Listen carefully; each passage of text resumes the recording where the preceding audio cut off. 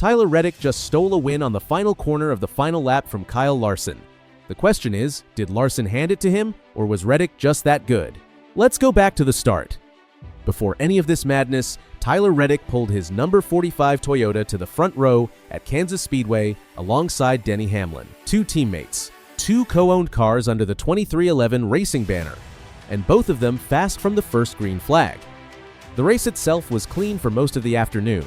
No wrecks, no big drama, just 267 laps of hard racing on a 1.5-mile oval in Kansas City.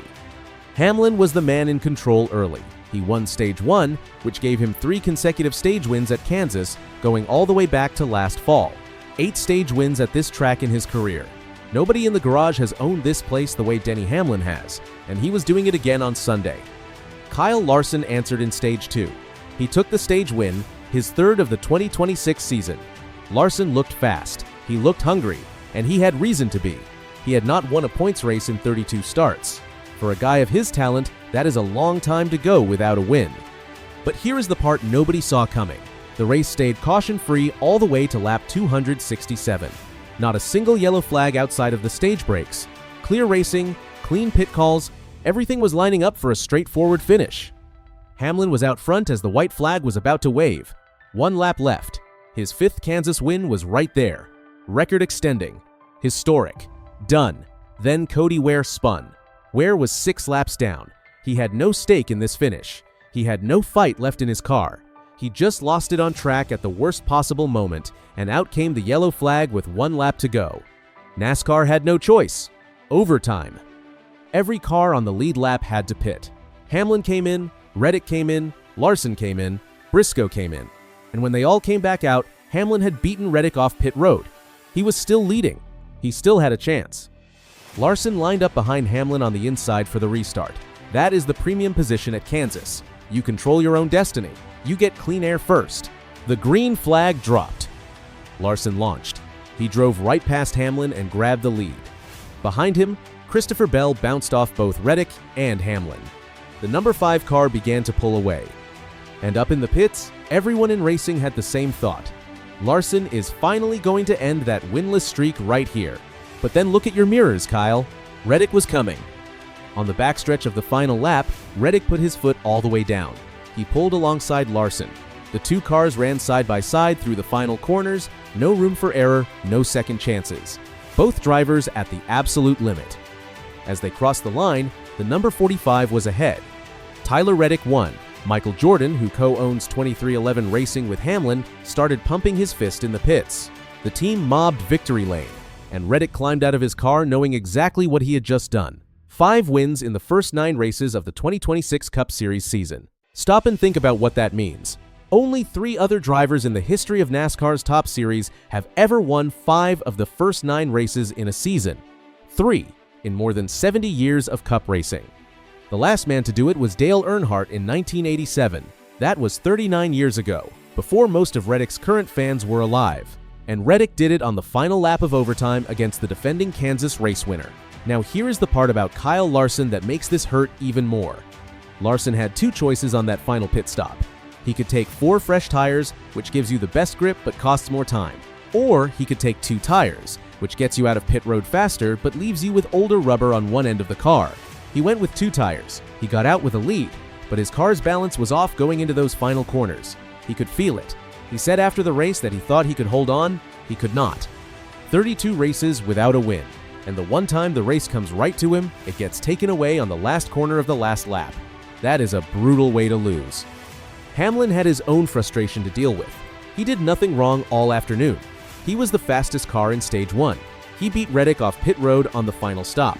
He got a clean restart, and a driver 6 laps down, with 0 chance of a top 20 finish, spun and ended his day. When reporters asked Hamlin how frustrated he was, he pointed straight at Ware. His words were short and not very kind. Meanwhile, Chase Briscoe finished 3rd. Bubba Wallace, the 4th 2311 car, came home 5th. All 4 of the team's cars finished inside the top 15. That is not luck. That is a racing organization that has figured something out. This win also pushed Toyota into territory no manufacturer has reached in almost 20 years. Toyota has now won 7 of the first 9 Cup races in 2026. The last manufacturer to do that was Chevrolet in 2007, 7 for 9. In a sport where the competition is this tight, that number is almost impossible to explain. And it is Reddick driving the point. He finished 4th last week at Bristol. He has been inside the top 15 in every single start of this season. There has not been one bad day. Not one race where the car fell apart or the strategy backfired. The number 45 team is running at a level nobody in the garage can match right now. Think about what that consistency actually looks like from the inside. Every weekend, the crew chief has to make calls under pressure, pit strategy, tire selection, track position versus fresh rubber. One bad read and you lose 10 spots. One slow stop and the race is gone. Reddick's team has not made that mistake once in 9 tries. That is not luck. That is preparation meeting execution at the highest level the sport offers. The engineers are reading the data right. The pit crew is executing. And Reddick himself is delivering every single time the car is put in a position to win. All 3 pieces working together every week without a single breakdown. That is what separates a good team from a historically great one. One more thing worth knowing about this race before we get to what comes next. Ryan Blaney was accelerating out of his pit box during stage 1 when he drove straight into A.J. Allmendinger, who was trying to pit. Allmendinger went into a half spin on pit road. It took him a long time to get moving again. By the time his crew got him straightened out, he was multiple laps down. His race was over before the halfway point, all because of a split-second mistake on pit road with 100 cars moving at once. These are the moments that do not show up on the final result sheet, but they are the difference between a good day and a wasted one. Now here is what everyone needs to watch. Next week, the Cup Series goes to Talladega Superspeedway. This is the one track where Tyler Reddick's dominance means the least. Talladega is a 500-mile superspeedway race where the draft controls everything and any car in the field can win on the final lap. Last year, Austin Cindric edged Ryan Preece by just 0.022 seconds to win there, less than a tenth of a second across 500 miles. Can Reddick keep this run going at Talladega? Historically, superspeedway racing is the great equalizer, but this team has shown it can execute under any kind of pressure. The question is whether execution even matters. When a pack of 40 cars is drafting at 200 miles per hour and one wrong push from a teammate can send you into the wall, Talladega does not care about point standings. It does not care about momentum. It hands out chaos equally to everyone.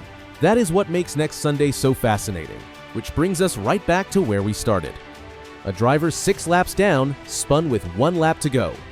Tyler Reddick passed Kyle Larson through the final corners of overtime, and in doing so, he put his name next to Dale Earnhardt in the record books. 5 wins in 9 races, something this sport has not seen in 39 years.